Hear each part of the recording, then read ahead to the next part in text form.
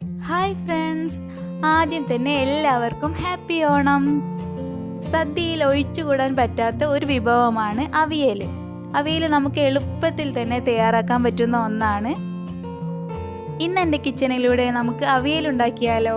അതിനായി ഞാനിവിടെ ഒരു പാനിലേക്ക് ഒരു ക്യാരറ്റ് നീളത്തിൽ അരിഞ്ഞതിട്ടിട്ടുണ്ട്. അതിൻ്റെ കൂടെ തന്നെ 4 ബീൻസ് നീളത്തിൽ അരിഞ്ഞത്, ഒരു മുരിങ്ങക്കായ, ഒരു വലിയ കഷ്ണം ചേന നീളത്തിൽ അരിഞ്ഞത്, ഒരു വലിയ പച്ചക്കായ നീളത്തിൽ അരിഞ്ഞത്. ഇതിൻ്റെ കൂടെ നിങ്ങളുടെ കയ്യിൽ വെള്ളരി ഉണ്ടെങ്കിൽ അതുകൂടെ ചേർക്കാവുന്നതാണ്.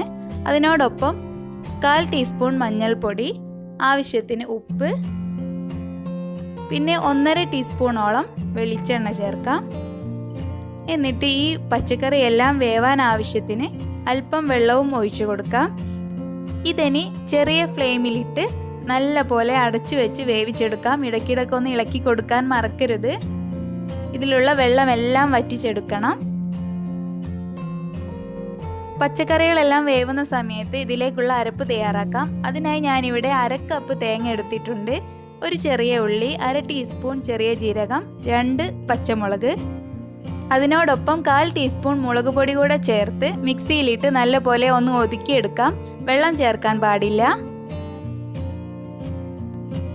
വെജിറ്റബിൾസ് എല്ലാം നല്ലപോലെ ഇവിടെ വെന്ത് വന്നിട്ടുണ്ട്. ഇതിലുള്ള വെള്ളം എല്ലാം വറ്റിയിട്ടുണ്ട്. ഇനി ഇളക്കുന്ന സമയത്ത് ഉടഞ്ഞു പോവാതെ ശ്രദ്ധിക്കണം.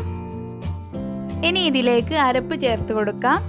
അരപ്പ് ചേർത്ത് ഒന്ന് മിക്സ് ആക്കി എടുക്കാം. ഇതൊന്ന് ചൂടായതിനു ശേഷം ഇതിലേക്ക് 3 ടേബിൾ സ്പൂൺ തൈര് ചേർത്ത് കൊടുക്കുക.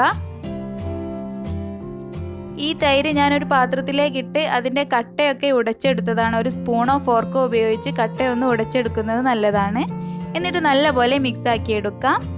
ഈ സമയത്ത് ഇനി തീ ഓഫ് ചെയ്യാവുന്നതാണ്. തൈര് ചേർത്തതിന് ശേഷം ചൂടാക്കേണ്ട ആവശ്യമില്ല.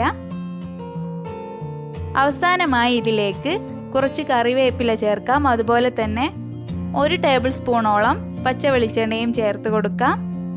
എന്നിട്ട് അടച്ചു വെച്ച് 5 മിനിറ്റിന് ശേഷം സെർവ് ചെയ്യാവുന്നതാണ്. ഇതാ അവിയൽ ഇവിടെ റെഡി ആയിരിക്കുകയാണ്. വളരെ എളുപ്പത്തിൽ തയ്യാറാക്കാൻ പറ്റുന്ന ഒന്നാണിത്. എല്ലാവരും ട്രൈ ചെയ്ത് നോക്കണം. എന്നിട്ട് നിങ്ങളുടെ അഭിപ്രായങ്ങളൊക്കെ പറയണം. അതുപോലെ തന്നെ നിങ്ങൾ എൻ്റെ ചാനൽ ഇതുവരെ സബ്സ്ക്രൈബ് ചെയ്തില്ലെങ്കിൽ ഇപ്പോൾ തന്നെ താഴെ കാണുന്ന സബ്സ്ക്രൈബ് ബട്ടൺ ഒന്ന് പ്രസ് ചെയ്യാൻ മറക്കല്ലേ. അടുത്ത ഡിഷുമായി കാണുന്നവരേക്കും ബൈ.